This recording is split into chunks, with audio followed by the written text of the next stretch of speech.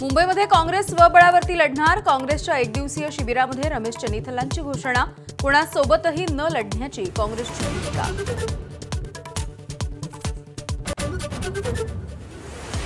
शरद पवारांकडून पक्ष नेत्यांना युती आघाडी करण्यासाठी रान मोकळं. नेत्यांना स्थानिक पातळीवरती निर्णय घ्यायला दिली मोकळीक. युती आघाडी करायला अजून तरी कोणतीही अट नाही.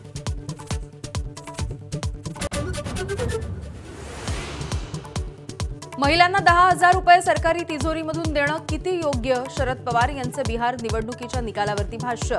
निवडणूक आयोगानं विचार करण्याची गरज असल्याचंही पवारांचं मत.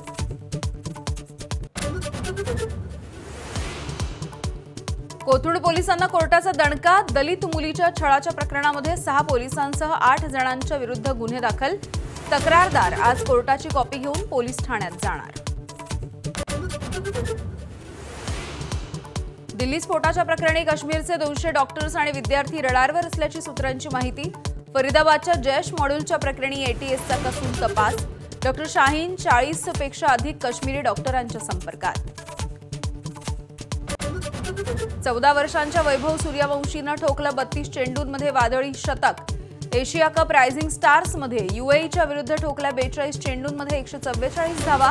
पहिल्या T20 मॅचमध्ये भारताचा 148 धावांनी विजय.